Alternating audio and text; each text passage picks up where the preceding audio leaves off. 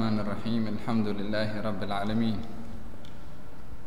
Salatu wassalamu ala asyrafil mursalin Sayyidina Muhammadin Sayyidil awwalin wal akhirin wa ala alihi wa sahbihi wa man sara ala darbihi ila yaumiddin, amma ba'du.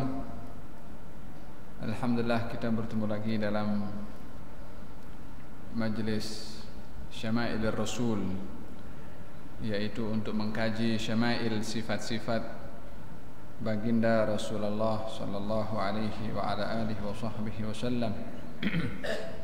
Yang mana dalam kelas yang lalu kita perbahaskan tentang muqaddimah berkenaan dengan pentingnya mengenali wajah Nabi Muhammad ataupun sifat Nabi Muhammad sallallahu alaihi wa ala alihi wasallam.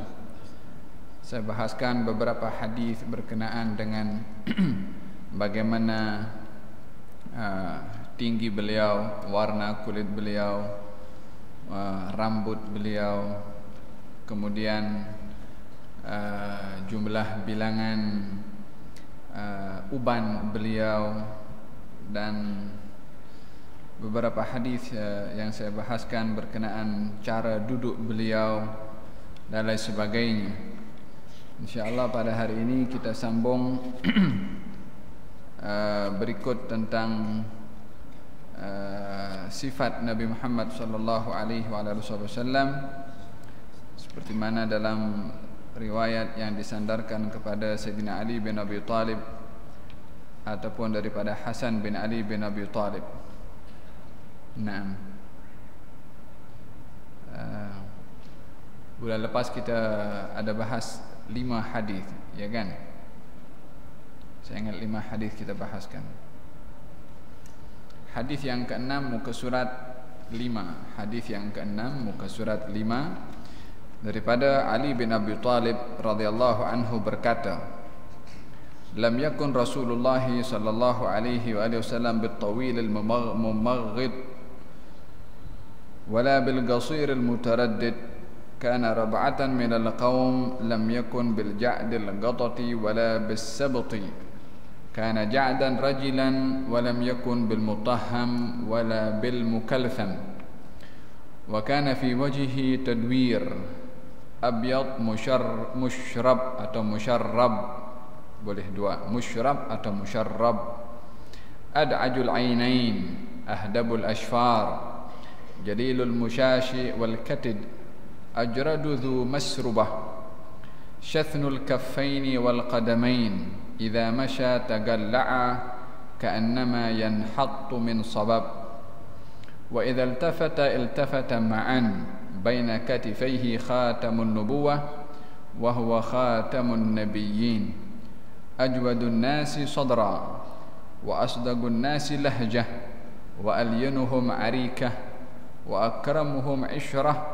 من رآه بديهة هابه ومن خالطه معرفة أحبه. يقول ناعته لم أرى قبله ولا بعده مثله صلى الله عليه وآله وصحبه وسلم. Kata Sayyidina Ali bin Abi Thalib, Rasulullah sallallahu alaihi wasallam tidak terlalu tinggi dan tidak pula terlalu rendah. Ini saya sudah bahas dalam kelas yang lalu. Baginda sallallahu alaihi wasallam bertubuh sederhana di antara kaumnya, yakni tidak tinggi. Kalau berjalan dengan orang tinggi tidak nampak beliau lebih tinggi. Kalau berjalan dengan orang yang sederhana tidak nampak beliau itu terlalu tinggi. Bila mana berjalan dengan orang yang sederhana, dia ngam-ngam macam tu, jalan dengan sesiapa sahaja sesuai. Rambutnya tidak kerinting bergulung dan tidak pula lurus kaku, yakni tidak kerinting macam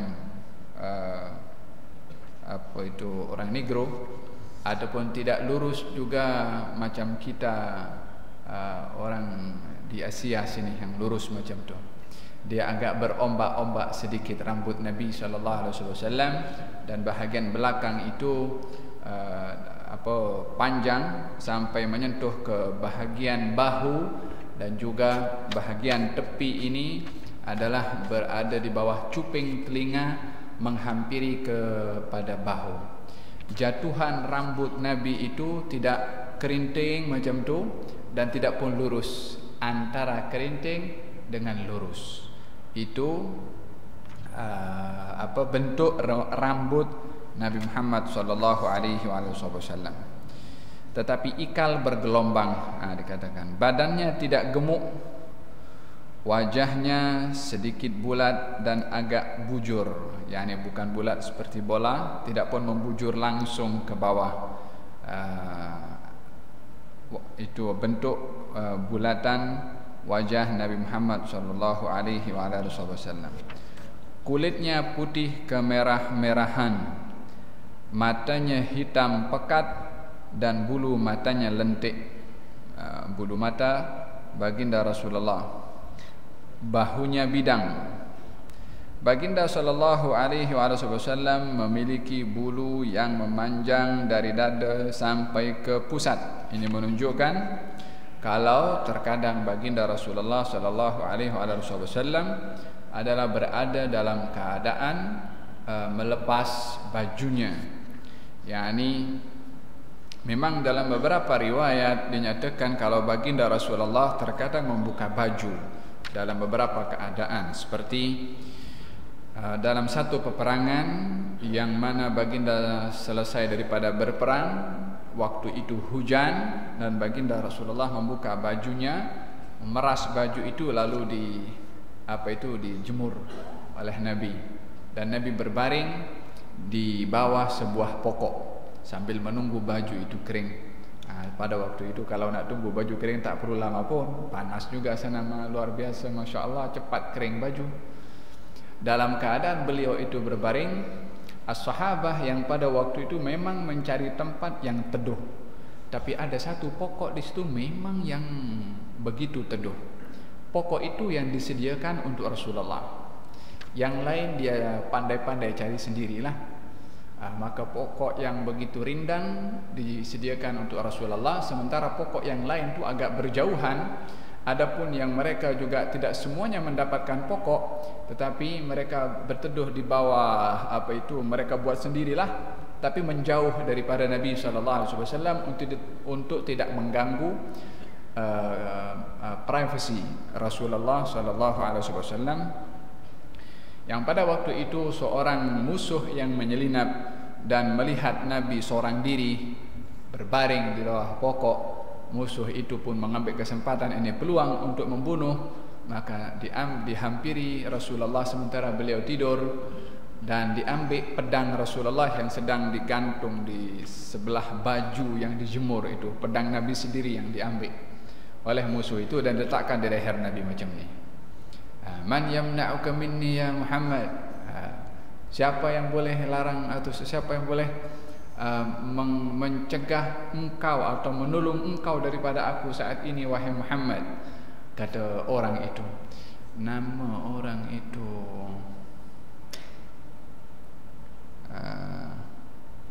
bukan Du'thur kalau tak silap saya namanya. Alhasil meletakkan pedang di leher Nabi. Man yamna'uka minni, siapa yang boleh menghalang engkau daripada aku sekarang ini? Nabi ketika membuka mata waktu itu Nabi tak pakai baju. Kata baginda Rasulullah, Allah. Gemetar itu badui yang memegang pedang, terjatuh pedang itu daripada tangan badui, diambil oleh Rasulullah, lalu diletakkan pedangnya di leher badui itu. Kali ini siapa yang boleh menghalang kau daripada pedang aku? Dia mengatakan la ahad, tak ada sesiapa pun. Dia tak kata Allah pasal tidak beriman kepada Rasulullah sallallahu alaihi wasallam. Maka Nabi maafkan. Ketika Nabi sudah memegang pedang macam tu, sahabat daripada sana pula nampak semuanya pada berdatangan menghampiri Rasulullah, dan diceritakan oleh Rasulullah, ini datang kepada aku, kemudian ambil pedang aku, letakkan pedang aku di leher aku. Dia tanya, siapa yang boleh menolong engkau? Aku jawab Allah. Maka pedang itu pun jatuh, aku ambil, aku letakkan pada pedang dia, dan dia pun mengatakan tak ada seorang pun yang boleh tolong aku. Kun khaira akhir, jadilah engkau orang yang baik ketika kamu memegang kuasa. Maka baginda Rasulullah melepaskan, memaafkan. Orang itu pada akhirnya kembali ke kampungnya. Dia mengatakan, jitu min khairin nas, saya datang daripada orang yang paling baik ini. Pasal apa? Dia datang memang nak bunuh Nabi, tapi Nabi saat berkuasa, saat Nabi mampu untuk membunuhnya, Nabi maafkan kepada dia. Maka dia menjadi sebab hidayah kepada satu orang kampung itu semuanya memeluk kepada al-Islam. Disebabkan oleh kerana akhlak maaf kepada siapa? Kepada orang yang nak bunuh, bukan orang curi duit kita. Nak bunuh, nak ambil kita punya nyawa, dimaafkan oleh Nabi SAW. Maaf itulah menjadi sebab hidayah kepada orang. Syahid, Nabi pada waktu itu tidak menutup bajunya, tidak menutup dadanya, sehingga daripada demikian as-sahabah adalah pernah melihat kepada Rasulullah ketika tidak berbaju. Dan juga keadaan pada waktu itu adalah panas. Tidur berpakaian adalah menyebabkan lebih panas. Baginda Rasulullah SAW pernah tidur di rumah Ummu Sulaim dalam keadaan beliau pun tidak berbaju, sehingga ketika di rumahnya dalam keadaan beliau tidak berbaju, didatangi oleh Sayyidina Umar ibn Khattab radhiyallahu anhu wa ardhah. Kemudian ketika Sayyidina Umar datang, Rasulullah pun bangkit. Masa Nabi bangkit, itu alas tidur Nabi itu daripada pelepah korma, kemudian daun korma diletakkan, bungkus apa semua itulah. Seberanting, bukan ranting, apa itu, daun korma itu kan panjang, yang tengah lidi itu, itu juga daripada falhasil apa pelepah korma. Maka kata Sayyidina Umar mengatakan, ya Rasulullah, itu Raja Persia Raja Kisra di Persia, Kaisar di Romawi, tidur di atas tilam atau alas yang begitu empuk. Engkau adalah Rasulullah, engkau lebih berhak daripada mereka, engkau macam itu. Kata baginda Rasulullah, ya Umar, tidakkah kamu suka kalau itu untuk mereka di dunia, untuk kita nanti di akhirat? Yakni dalam keadaan kesederhanaan yang sangat sederhana, alas tidurnya Nabi Muhammad sallallahu alaihi wa ala alihi wasallam. Satu ketika Siti Aisyah pernah memperelok itu alas Nabi, diperelok supaya agak empuk sehingga Nabi tidur lebih selesa. Maka pada waktu itu Nabi tak tahu kalau alas tidurnya diubah supaya dimodified barulah. Mungkin kita tukar tilam kot, mungkin yang jenama sikit elok, dia punya spring itu tak sakit kalau kita berbaring. Waktu itu dimodified oleh Siti Aisyah alas tidurnya untuk lebih selesa. Maka Nabi waktu itu setelah tidur nampak selesa sangat. Nabi tidur ini, bangkit daripada tidur kali ini aku tidur lain macam daripada sebelumnya. Apa dah jadi aku punya alas ini? Diberitahu oleh Siti Aisyah kalau sudah dimodified lebih elok, lebih selesa. Kata baginda Rasulullah, jangan, tak boleh, kasih balik seperti sedia kala supaya nampak tidur itu tidak terlalu selesa. Karena apa? Tidur selesa boleh telajak nanti. Kalau tak selesa mudah untuk bangun. Demikian Rasulullah sallallahu alaihi wa ala alihi wasallam. Maka dari beberapa keadaan itu kita melihat kalau Rasulullah terkadang tidur tidak memakai baju, sehingga sahabat ketika nampak dapat mensifatkan bagaimana bulu dada Rasulullah sallallahu alaihi wasallam yang dikatakan adalah bulu dadanya sampai ke pusar, dan tidak mempunyai bulu dada yang lebat, tapi jarang-jarang bulu dada Nabi Muhammad sallallahu alaihi wasallam. Bahunya bidang, baginda memiliki bulu yang memanjang dari dada sampai ke pusat. Telapak tangan dan kakinya tebal. yakni selalunya orang kalau punya telapak tangan itu tebal, kalau memegang sesuatu mesti kuat. Kakinya kalau tebal simbol kepada kekuatan. Kaki itu. Dan memang Rasulullah adalah kuat tubuh badan dan lagi kekuatan spiritualnya itu adalah jauh lebih kuat daripada kekuatan tubuh badan baginda Rasulullah. Di antara keistimewaan yang diberikan oleh Allah kepada Talut, tahu Talut? Itu Talut yang Allah lantik untuk menjadi panglima perang, memimpin Bani Israel melawan kepada Jalut, yang bersama dengan Talut pada waktu itu Nabi Daud alaihissalam. Inna Allah qad ba'atha lakum Taluta malika qalu anna yakunu lahul mulku 'alaina wa nahnu ahaqqu bil mulki minhu wa lam yu'ta sa'atan minal mal qala inna Allah astafahu wa zadahu bastatan fil ilmi wal jism.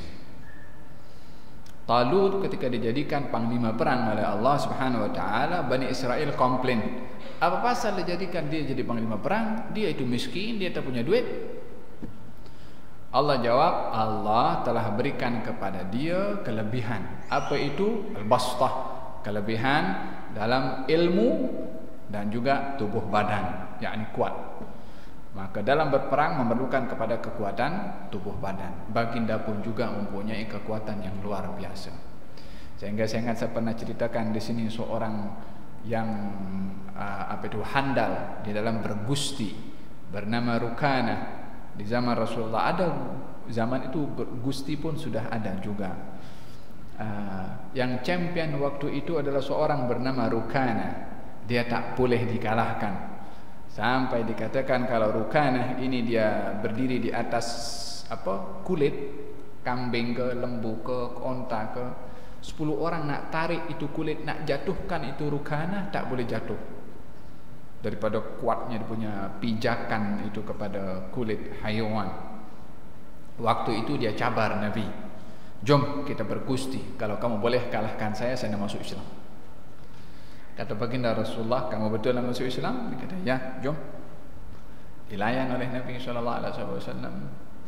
Bergusti dengan baginda Rasulullah tak sampai 1 minit pun juga yang dia nak tunjuk kuat. Sekali mula dijatuhkan oleh Nabi SAW, dia tak percaya macam mana boleh jatuh. Dia kata sekali lagi. Pasal tak percaya dirinya jatuh, dia nak sekali lagi nak lawan dengan Nabi. Nabi layan 2 kali, 3 kali dilayan oleh Nabi, dijatuhkan 3 kali oleh Nabi SAW. Dia kata, kau punya sihir ni memang kuat, dia kata. Syahid adalah kekuatan yang luar biasa diberikan oleh Allah kepada baginda Rasulullah. Itu kekuatan tubuh badan dan juga kekuatan spiritual wahyu. Kekuatan spiritual ini akan nampak daripada firman Allah Subhanahu wa taala ketika berfirman dalam surat Al-Muzammil, sesungguhnya kami Allah menurunkan kepada engkau wahai Muhammad qaulan thaqila, inna sanulqi 'alaika qaulan thaqila, kami akan berikan kepada kamu wahai Muhammad qaulan, perkataan thaqila yang berat. Al-Quran perkataan yang berat. Beratnya memang pada maknanya, bukan kepada Qurannya itu, tapi beratnya makna bagi orang yang memahami akan membawa keberatan termasuk kepada tubuh badannya. Sehingga kata Siti Aisyah, Rasulullah kalau dalam musim sejuk, bila mana wahyu turun, beliau berkeringat. Mana ada orang berkeringat masa sejuk? Tapi Rasulullah berkeringat di musim sejuk. Di Madinah itu sejuk sangat. Boleh berkeringat bila mana wahyu turun. Bila mana berada di atas onta, wahyu turun, onta itu terus duduk. Tak mampu nak bawa Rasulullah dalam keadaan berdiri, duduk. Karena beratnya itu Al-Quranul Karim yang turun kepada baginda Rasulullah. Itu beratnya spiritual, ruh. Nampak beratnya itu juga secara spiritual, sampai kepada satu peringkat ini. Jangankan kita nak bincang tentang masalah kekuatan malaikat yang sudah memang luar biasa kekuatan malaikat, sampai kepada satu peringkat yang malaikat tak boleh nak masuk ke tempat itu karena tidak mampu kekuatan makhluk jisim itu malaikat yang dibuat daripada cahaya ketika Isra dan Mi'raj sampai kepada satu Sidratul Muntaha. Di situ malaikat mengatakan kepada Rasulullah sallallahu alaihi wasallam, anta la taqaddamta ikhtarakta wa la taqaddamtu ihtaraktu. Kalau kamu meneruskan perjalanan ini hijab, ini Sidratul Muntaha, penghujung segala semua ciptaan Allah Subhanahu wa taala. Tak pernah ada sesiapa pun yang boleh menembusi selepas Sidratul Muntaha kecuali seorang saja. Kita punya nabi yang tembus sana itu. Kata Jibril, kata kalau kamu maju kamu boleh tembus, kalau saya maju saya boleh terbakar di situ. Jibril pun pada akhirnya berundur daripada tempat itu. Yang boleh menembusi tubuh badan yang kuat ni spiritualnya yang lebih kuat. Kita kalau naik pergi atas itu sampai peringkat tertentu tak ada oksigen, kita perlu oksigen. Ini baru tak sampai hanya beberapa kilometer saja di atas ini. Rasulullah pergi Isra Mi'raj, terus naik langit pertama, 2, 3, 4 sampai 7. Jibril sampai atas 4 pun juga. Kekuatan tubuh badan siapa yang boleh menembusi kalau bukan tubuh badan seseorang yang spiritualnya itu diberi kekuatan luar biasa oleh Allah Subhanahu wa taala. Demikian Rasulullah sallallahu alaihi wasallam mempunyai telapak tangan dan kaki yang tebal. Apabila berjalan, baginda sallallahu alaihi wasallam berjalan dengan tegap seakan-akan sedang menuruni tanah yang curam. Yani jalan tegap tu sengkak begitu nak jalan tu, tak ada slow sikit, tak ada macam tu. Dia kalau jalan terus tu point. Kemana dia akan pergi, situ dia punya tujuan. Umpama turun daripada tangga, itu dari segi kelajuan. Kita kalau turun tangga itu agak curam sikit, so kita punya langkah laju. Macam tu juga Rasulullah kalau berjalan langkahnya laju, sehingga as-sahabah itu inna lanajhad, kami ini bila mana berjalan dengan Rasulullah memaksakan diri nak menyamai langkah kaki Rasulullah, tapi tak boleh sama, mesti kalah di belakang itu. yakni orang kalau berjalan biasa dengan berjalan memaksakan, dia nampak kalau memaksakan diri nak laju lah, akhirnya akan mudah untuk nafas tu tersengah-sengah lah. Rasulullah berjalan biasa, as-sahabah berjalan dengan memaksa, itu pun masih kalah dengan jalan biasanya Rasulullah sallallahu alaihi wasallam, sehingga kata as-sahabah seakan-akan bumi ini dilipat untuk Rasulullah karena kami tak boleh nak kejar langkah kaki Rasulullah padahal sama-sama melangkah.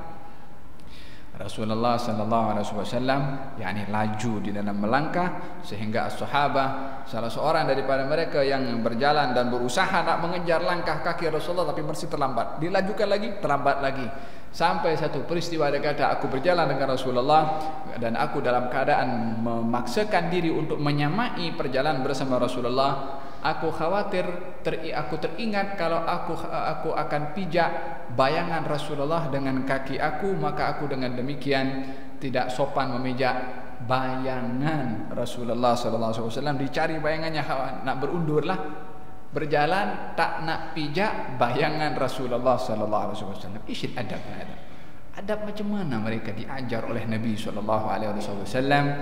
Wahakala, memang itu yang mereka sikapkan kepada Rasulullah karena belajar daripada yang aku tengok ajar tak jumpa bayangan Rasulullah sallallahu alaihi wasallam. Itu keistimewaan yang diberikan oleh Allah kepada Rasulullah adalah tidak mempunyai bayangan. Tidak mempunyai bayangan maksudnya adalah kita berbicara sebentar tadi berkenaan dengan spiritual. Bayangan itu selalunya kalau kena lawan dengan cahaya baru akan berbayang. Tapi kalau cahaya dengan cahaya macam mana akan berbayang? Yang lebih kuat itu tak akan mungkin dibayangi dengan cahaya yang lebih kecil. 100 watt dengan 25 watt, macam mana 25 watt nak kasih bayangan 100 watt? Ruh spiritual baginda Rasulullah, wahyu yang ada dalamnya, nur setiap ayat atau setiap huruf dalam Al-Quranul Karim di dada Rasulullah sallallahu alaihi wasallam, sehingga cahaya matahari tak boleh nak menyentuh kepada badan Rasulullah dan memberikan bayangan, karena spiritual cahaya Nabi Muhammad sallallahu alaihi wasallam adalah lebih kuat berbandingkan kepada terpawa cahaya matahari. Tayyib. Kemudian kata Imam At-Tirmidzi mengatakan di sini, apabila baginda sallallahu alaihi wasallam berpaling, maka seluruh badannya ikut berpaling. yakni kalau dipanggil oleh orang, beliau tidak akan menoleh dengan kepalanya saja macam ni, tapi dengan tubuh badannya semua. Kenapa? Ihtiram, penghormatan. Orang kalau dipanggil ada cara untuk menjawab, yang satu dengan yang lain beza. Kalau dipanggil ya fulan, apa? Jawab.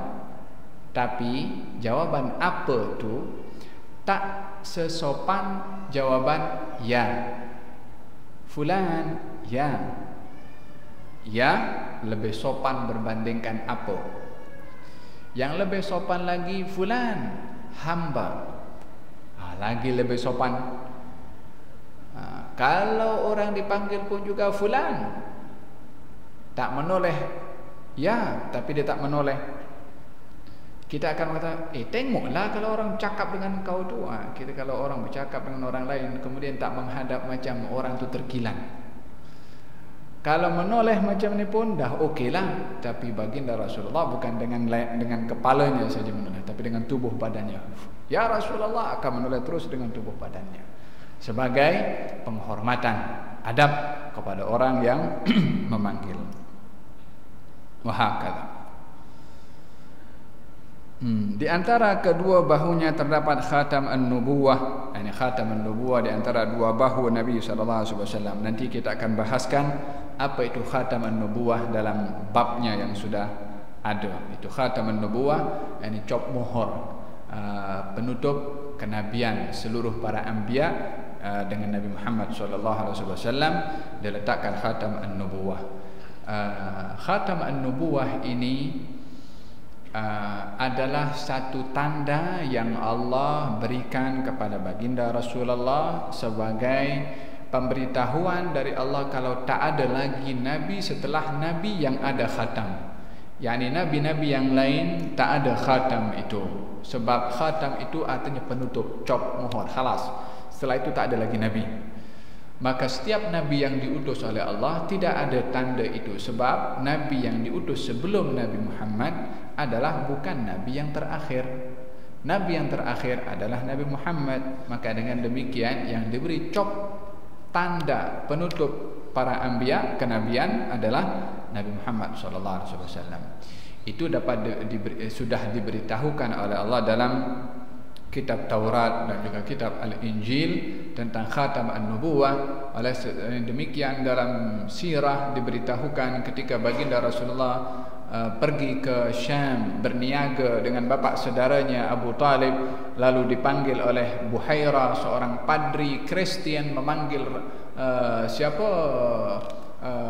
kafilah daripada bangsa Arab ini yang sekian lama mereka pergi untuk berniaga tak pernah dijemput, tapi kali itu dijemput oleh Buhairah ar-Rahib.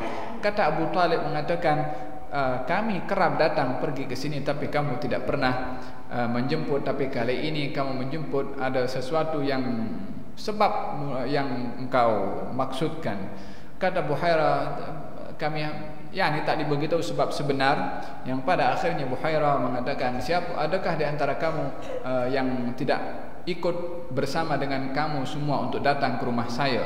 Dia kata semuanya ada kecuali budak kecil saja yang berada di luar sana menjaga barangan kami. Maka Buhairah yang melihat daripada tingkap itu, yang sebelumnya sudah pun tengok kafilah ini berjalan dengan ada awan macam mengiringi bersama dengan kafilah itu. Kemudian Buhairah ketika tengok daripada tingkap itu, budak kecil yang disuruh untuk menjaga barangan orang-orang Arab ini duduk di bawah pokok yang agak rindang di situ, dan pokok itu macam menaungi lebih rapat dahannya itu untuk menaungi kepada Rasulullah sallallahu alaihi wasallam, kata Buhairah, tidak duduk di bawah pokok seperti ini kecuali Nabi. Yakni pokok itu sebelum diduduki oleh Rasulullah pada waktu itu sudah pernah diduduki oleh nabi-nabi Bani Israel di bawah pokok itu. Saya ingat sekarang dikatakan pokok itu dekat Jordan sana.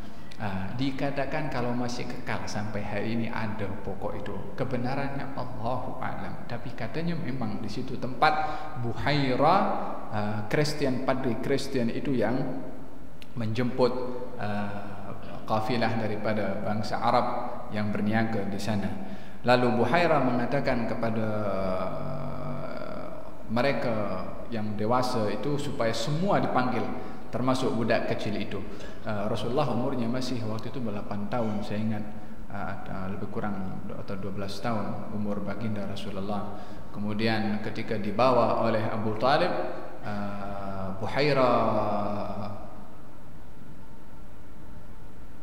Buhairah nampak kepada Rasulullah SAW, lalu ditanya, siapakah bapak kepada budak ini? Kata Abu Talib mengatakan, saya ayahnya. Kata Buhairah mengatakan, ini budak tak punya ayah. Dia kata, kata Abu Talib mengatakan, macam mana kamu boleh tahu? Gali beritahukan setelah Buhairah melihat kepada kesan khatam an-nubuwah di antara dua bahu Rasulullah SAW, mengatakan kepada siapa? Kepada Abu Talib, kalau anak ini akan menjadi orang yang besar, kamu jangan bawa dia pergi ke meneruskan kamu punya perniagaan. Kalau orang Yahudi tahu kepada budak ini, dia akan bunuh budak ini. Pasal apa akan bunuh? Sebab Yahudi memang menunggu kedatangan Nabi penutup para Nabi, tapi mereka nak Nabi itu daripada keturunan Bani Israel. Sementara baginda Rasulullah daripada bangsa Arab. Kalau ada Nabi yang selain keturunan Bani Israel, dia akan bunuh. Yahudi memang terkenal. Jangankan orang biasa, Anbiya pun dibunuh. Nabi Yahya dibunuh, Nabi Zakaria dibunuh, berapa lagi ramai Nabi. Termasuk baginda Rasulullah pun akan dibunuh juga. Itu siapa? Seorang perempuan Yahudiyah daripada Khaybar. Ketika ditawan oleh kaum muslimin, maka dia salah seorang yang disuruh untuk memasak. Ketika memasak, ditanya kepada kaum muslimin, apa yang disukai oleh Muhammad daripada daging kambing? Dia kepada bagi tahu dhira, itu bahagian kaki depan. Okey, dimasak itu dhira, dibagi racun yang paling kuat, dia punya racun. Tujuannya adalah untuk meracun kepada Nabi sallallahu alaihi wasallam. Ketika dihidangkan di hadapan Rasulullah, itu baginda mengambil daging itu, dan sahabat di hadapan Nabi pun ambil daging itu.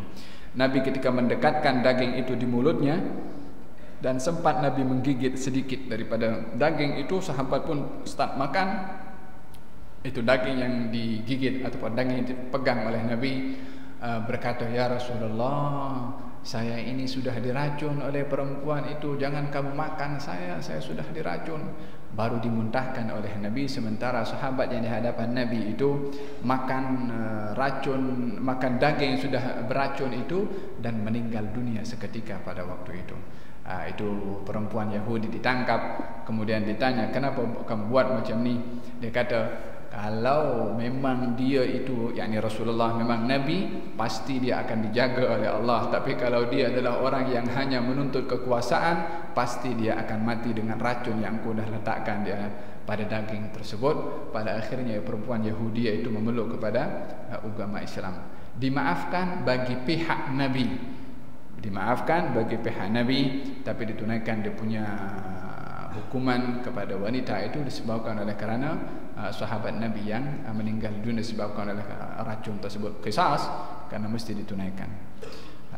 Syahid adalah mereka adalah para anbiya, para Bani Israel adalah memang merancang untuk membunuh kepada baginda Rasulullah sallallahu alaihi wasallam. Bukan sekali saya, bukan sekali itu. Yang sebelumnya mereka berusaha berkhianat agar supaya baginda dibunuh oleh orang musyrikin Quraisy dalam peperangan Khandaq dengan memberi laluan agar supaya diserang daripada belakang. Sebelumnya pun juga mereka sudah menyediakan batu besar, sementara Nabi duduk di bawah, mereka nak naik bumbung, kemudian nak dicampakkan batu daripada atas bumbung kepada Rasulullah. Lebih daripada sekali mereka nak Membunuh kepada Rasulullah bukan perkara sekali dua, mereka buat berkali-kali. Mereka berbuat wallahu ya'simuka minan nas, tapi Allah berjanji, Allah jaga engkau wahai Rasulullah daripada bahaya manusia. Itu sudah janji Allah Subhanahu wa taala. Tayyib. Itu khataman nubuwah, macam mana bentuknya, berapa saiznya, macam mana besarnya, nanti kita bahas bila mana sampai kepada babnya. Baginda sallallahu alaihi wasallam memiliki hati yang paling pemurah di antara manusia. Sifat pemurah itu adalah sifat yang boleh dicari atau dibuat. Yakni ada sifat pemurah secara tabi'i, itu ada kepada Rasulullah sallallahu alaihi wasallam. Tabi'i, yakni bukan berusaha untuk menjadi pemurah, tapi bagi sebahagian orang lain adalah sifat pemurah itu adalah perlu dicari. Tapi bagi Rasulullah sallallahu alaihi wasallam dia tabi'i sifat pemurahnya. Oleh sebab yang demikian, salah satu hikmah daripada syariat ini menggalakkan seseorang berzakat agar supaya terselamat daripada sifat kedekut, supaya menjadi sifat orang yang pemurah. Oleh karena demikian, syariat menggalakkan kepada kita untuk bersedekah agar supaya kita terselamat daripada sifat kedekut dan kita menjadi orang yang pemurah. Melatih diri, syariat sendiri melatih untuk kita berzakat dan juga bersedekah. Tujuannya adalah untuk menyelamatkan diri daripada sifat kedekut dan berhias dengan sifat pemurah. Dengan melatih diri bersedekah melalui zakat yang wajib ataupun sedekah yang sunnah, seseorang akan menjadi pemurah, ringan tangan untuk memberi kepada orang lain. Ini perlu latihan.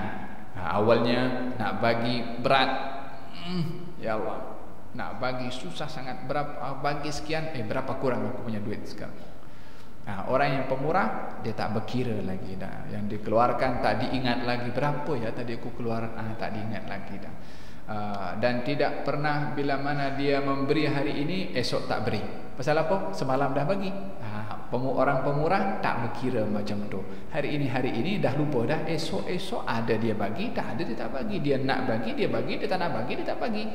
Orang pemurah dia tak berkira dengan apa yang diberikan kepada orang lain. Baginda Rasulullah macam tu. Tidak pernah ada orang yang hampa bila mana datang kepada Rasulullah sallallahu alaihi wasallam. Datang seorang kepada Rasulullah lalu berkata, menarik serban Nabi. Nabi pakai serban tu agak kasar, terbuat daripada kain yang berasal daripada Yaman. Ditarik serban itu oleh badui sampai memerah itu leher Nabi sallallahu alaihi wasallam. Lalu badui itu mengatakan, "A'tini min malillah la min mali abika wala ummik." Gal, bagi kepada aku harta bukan milik ayah dan ibu kamu. Yani meminta dengan cara yang sangat tidak sopan. Maka baginda Rasulullah sallallahu alaihi wasallam berkata kepada badui itu, "Wahai seorang badui, bukankah cara kamu yang tidak sopan itu meminta kepada saya boleh menyebabkan saya tak beri apa yang kamu minta?" Kata badui itu mengatakan, "Saya tidak yakin kalau kamu tak akan bagi, tapi saya yakin kamu bagi." Pasal apa? Pasal saya kenal kamu tidak pernah menolak keburukan, tidak pernah membalas keburukan dengan keburukan, tapi sifat kamu selalu membalas keburukan dengan kebaikan.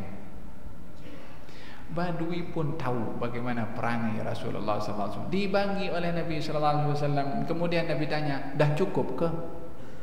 Sudahlah, minta tak sopan, kemudian diberi, ditanya pula, "Cukup ke aku bagi kepada engkau? Apa benda kecil je kamu sikit kamu bagi kepada saya, bagi lebih." Peminta yang tidak sopan juga. Sudahlah dibagi. Baginda Rasulullah, kita tunggu sekejap, ambil, datang pergi ke rumahnya, dibawa pergi ke rumahnya, diberi lagi oleh Nabi sampai puas hati. Gal, kata baginda Rasulullah, "Wahai orang Arab, kamu tadi masa minta kepada saya, cara kamu itu menyakiti perasaan sahabat-sahabat saya di masjid tu. Dia tak puas hati dengan cara kamu. Bolehkah kamu sekarang bagi mereka supaya seronok, gembira dengan apa yang aku beri kepada kamu, supaya mereka tidak sakit hati dengan kamu? Kata Badui itu, marhaban, okey, aku akan bagi. Kemudian kata Badui itu mengatakan kepada sahabat Nabi, tadi sebelum saya datang ke sini, tak ada orang yang lebih saya benci daripada kebencian saya kepada orang ini, yakni Rasulullah. Dan tak ada negeri yang saya lebih benci daripada negeri ini, yakni kota Madinah. Tapi sekarang tak ada orang yang saya sangat sanjungi dan cintai melebihi kecintaan saya kepada orang ini, yakni Rasulullah. Tak ada negeri yang lebih saya cintai melebihi daripada kecintaan saya kepada negeri ini. Subhanallah. Itu Badui pergi. Lepas tu kata baginda Rasulullah, perumpamaan saya dengan Badui tadi itu Badui tadi itu orang Islam. Dia tak sopan kepada Rasulullah. Tak sopannya itu perangainya macam tu, sudah tabiat dah macam tu. Tapi adakah orang yang punya perangai seperti itu terus kita bantai, kita maki? Itu sahabat pada waktu itu geram sangat kepada itu orang. Sahabat dah nak halau, nak pukul, nak kata Nabi jangan. Kata baginda Rasulullah, perumpamaan saya dengan Badui tadi itu umpama orang yang punya onta yang mengamuk onta itu. Onta yang mengamuk bila mana dihampiri oleh orang-orang ingin menenangkan kepada onta itu semakin mengamuk, sehingga tuan empunya onta datang bawa makanan. Onta pun mengenali kepada tuan empunya onta. Onta itu mulai reda sehingga diberi makanan oleh tuan empunya onta. Onta itu pun dah tenang. Tuan empunya onta naik onta dan berjalan selamat semua. Kalau saya biarkan kamu mengambil tindakan kepada Badui itu dan kamu sampai membunuhnya, dia boleh masuk neraka. Siapa dia itu? Badui itu. Pasal apa masuk neraka? Kan dia dibunuh bukan membunuh. Ya, pasal kurang ajar kepada Rasulullah SAW. Ya, tidak sama orang mengganggu orang biasa dengan orang mengganggu kepada Rasulullah SAW.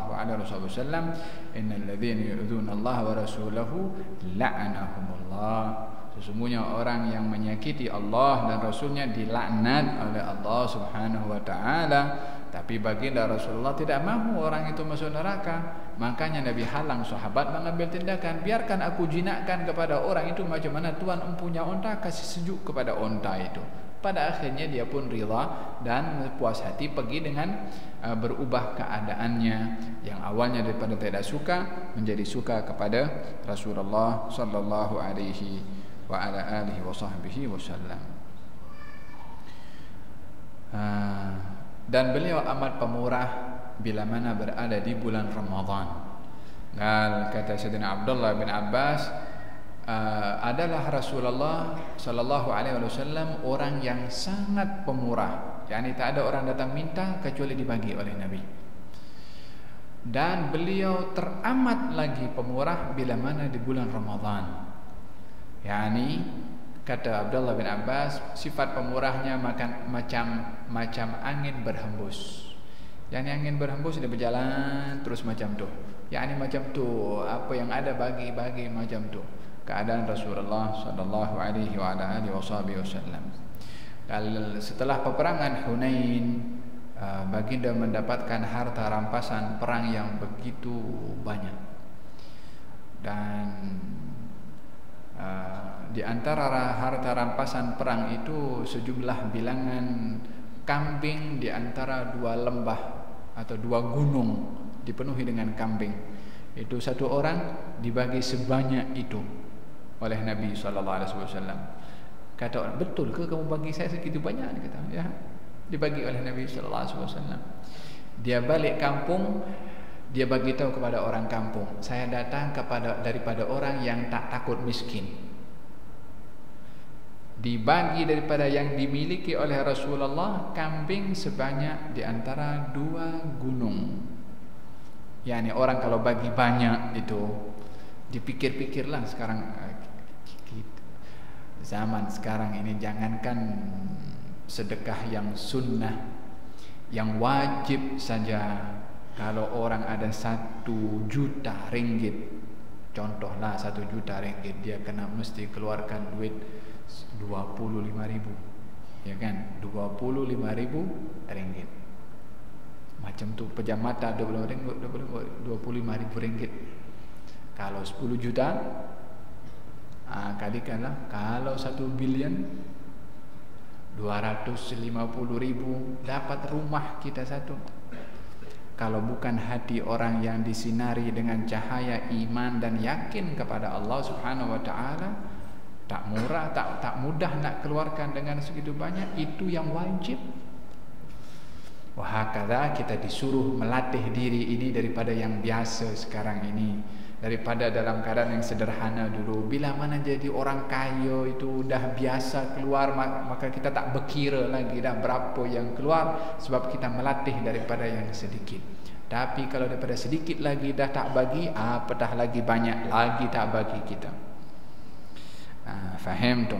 Baginda Rasulullah ajwada ma yakun, sangat pemurah bila mana di bulan Ramadan. Kita tak lama lagi bulan Ramadan. Jom kita mengambil daripada madrasah Ramadan untuk menghakis daripada sifat kita, daripada diri kita, sifat kedekut yang pertama, dan juga sifat hubbud dunia, kecintaan yang terlalu kepada hal keduniaan. Ucapannya adalah yang paling benar di antara semua orang, tak pernah berdusta walaupun dalam keadaan bergurau.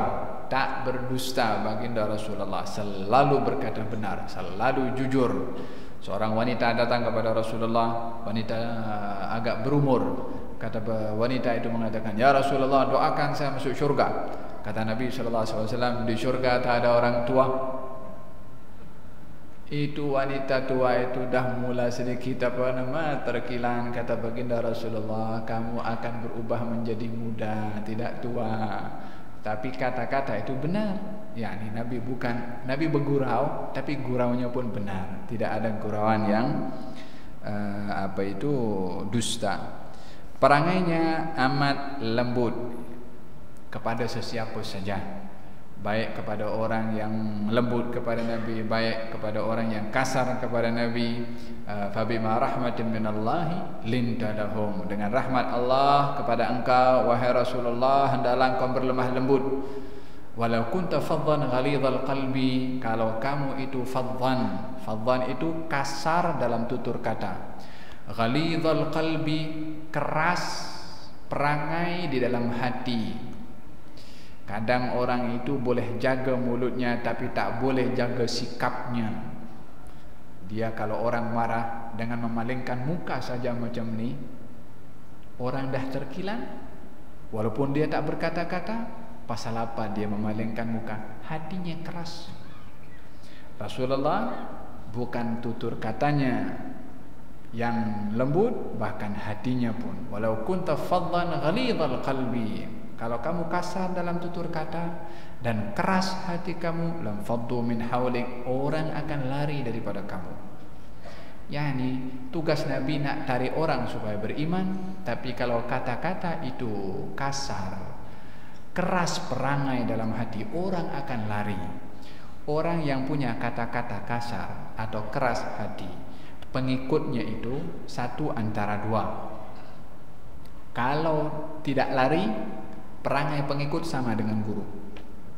Kasar kata-kata, perangainya pun juga kasar macam gurunya. Rasulullah dua-dua dilarang oleh Allah. Walau kunta faddan, kalau kamu kasar dalam tutur kata kamu, ghalidhal qalbi, keras hati kamu, lam faddu min hawlik, dia akan lari daripada kamu. Fa'fu anhum, maafkan mereka. Siapa? Orang yang silap kepada kamu tu, yang melanggar kepada perintah kamu tu, maafkan mereka. Cukup dikasih maaf? Tak cukup. Apa? Wastaghfir lahum, mintakan ampun kepada Allah untuk mereka. Siapa mereka tu? Yang buat silap jugalah. Ada kalanya orang memberi maaf, aku tak nak tengok muka engkau. Nabi disuruh beri maaf, disuruh mendoakan, Ya Allah, itu orang yang salah dengan aku, ampunkan dosa mereka. Yang silap dia orang, yang buat dosa dia orang. Dia lah patut minta ampun kepada Allah. Dia minta ampun, kita pun mintakan ampun kepada Allah. Hati yang macam mana dididik oleh Allah? Mana ada ajaran yang mengajak sebaik, seindah ajaran yang diajarkan oleh Allah dalam Islam? Ini yang mesti ada kepada orang Islam. Tapi pasal ramainya orang tidak mempraktekkan yang sedemikian, kita duduk bagi tahu sabar tu ada batasnya. Sampai bila kita nak bersabar? Sampai bila kita nak bagi maaf? Sampai bila kita nak berdiam? Sampai bila? Sampai bila? Lalu Allah suruh Nabi ni, kita nak kata sampai bila ya Allah? Boleh bagi cabar kepada Allah macam tu? Sampai bila aku nak diam diri? Ini Allah ajarkan dalam Quran. Quran diturunkan, kalau kita tak buat apa? Fa'fu anhum, maafkan mereka. Wastaghfir lahum, mintakan ampun kepada Allah untuk mereka. Jangan pun bagi tahu aku dah beristighfar untuk engkau, jangan buat balik, tahu? Mintakan ampun dalam keadaan orang itu tak tahu. Doakan kepada mereka yang silap tu. Tahu siapa mereka yang silap dalam ayat ini? Itu 50 orang yang ditugaskan oleh Rasulullah duduk di tempat bukit para pemanah, yang disebabkan mereka 50 orang itu yang turun tak nak dengar cakap Nabi. 70 orang sahabat Nabi syahid, termasuk Sayyidina Hamzah, termasuk Nabi sendiri yang luka di keningnya, di pelipisnya, termasuk gigi geraham Nabi yang jatuh, tersungkur berkali-kali, lututnya luka, darah mengucur daripada tubuh badan Nabi. Itu yang disuruh maafkan tu.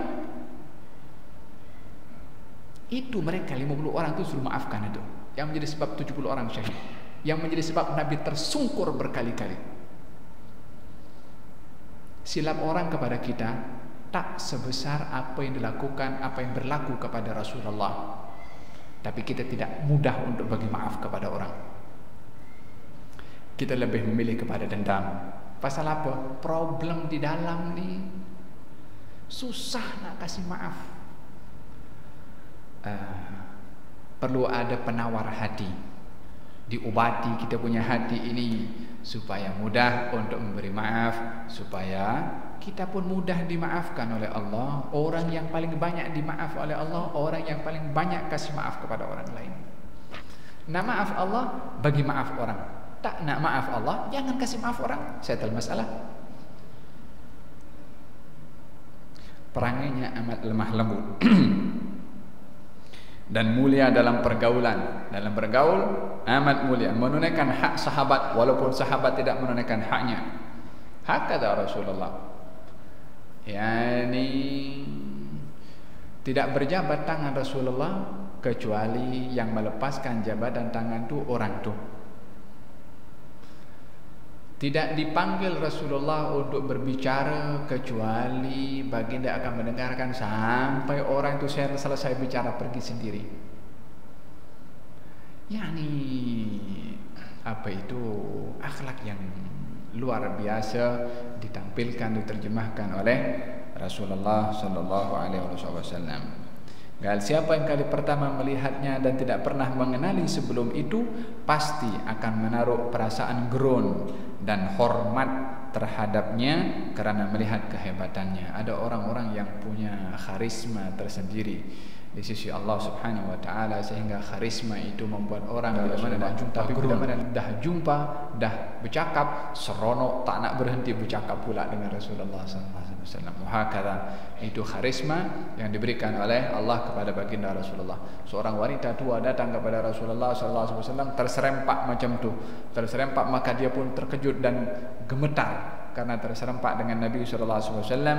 Kata baginda Rasulullah, "Hawwini 'alaika ya hadhi." Tenanglah kamu wahai perempuan, jangan kamu takut, jangan kamu risau. Saya ni anak perempuan dahulu yang makan qadid. Itu qadid ada jenis makanan yang biasa dimakan oleh orang-orang biasa. Saya ini orang biasa, jangan kamu risau, jangan kamu gerun jumpa dengan aku, kata Nabi SAW. Ditenangkan wanita yang sedang berada dalam keadaan gemetar berjumpa dengan Rasulullah. Dan tidak sesiapa pun bila mana berjumpa, bahkan yang kenal pun bila mana berjumpa dengan Rasulullah tidak mudah daripada mereka untuk memandang, menatap muka Nabi sallallahu alaihi wasallam. Mereka kalau bercakap menunduk kepalanya di hadapan Rasulullah. Karisma yang ada pada wajahnya itu tidak semua orang boleh memandang.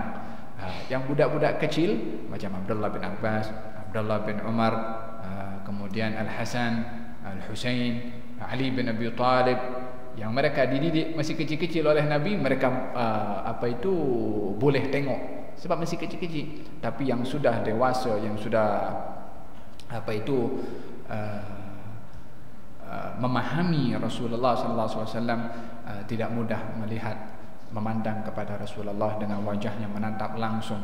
Dan tidak pernah ada sesiapa yang menatap kepada wajah Nabi lalu bertatap dua muka, mata dengan mata, melainkan wajah ataupun mata sahabat itu akan menundukkan, tak mampu untuk menatap kepada mata Nabi Muhammad sallallahu alaihi wa ala alihi wasallam. Hakadha akhlaqus sahabah kepada Rasulullah, sehingga digambarkan kalau mereka berada di hadapan Rasulullah seakan-akan di atas kepala mereka itu ada burung.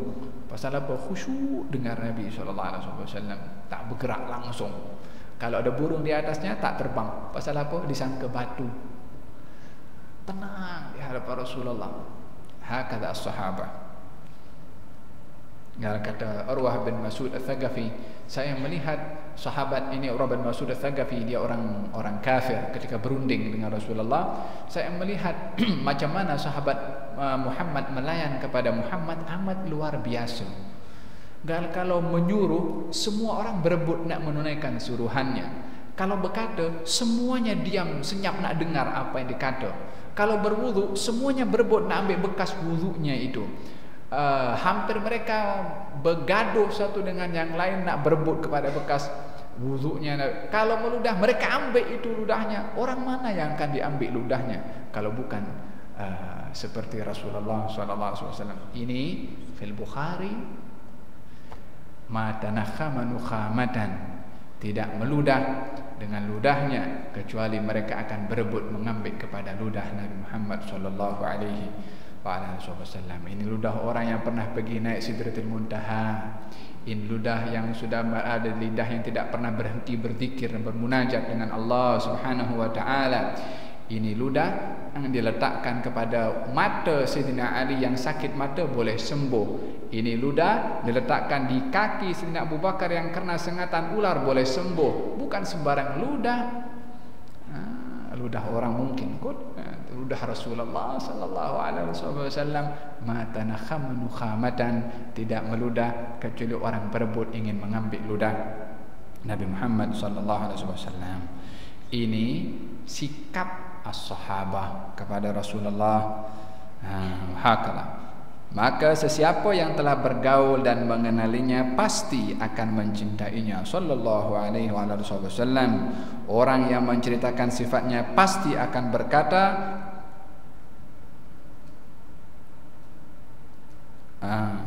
pasti akan berkata, tidak pernah saya lihat sebelum dan sesudah baginda Rasulullah sallallahu alaihi wasallam orang yang setanding dengan baginda. Kata ini sikap, yakni tak pernah aku tengok mana-mana orang yang indah seindah wajah orang ini. Walihada Sayyidina Hasan bin Thabit dia berkata, wa ajmalu minka lam taragattu aini, yang lebih indah daripada wajahmu ini tak ada mata yang pernah memandang.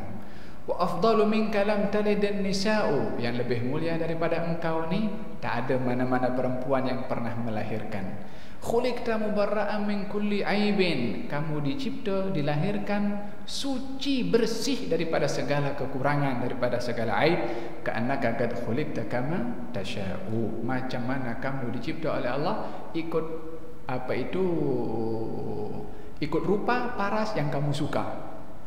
Kita dicipta oleh Allah Subhanahu wa taala, bukan kita punya ikut suka paras kita. Kalau ikut suka paras, kita nak handsome macam Nabi Yusuf alaihissalam.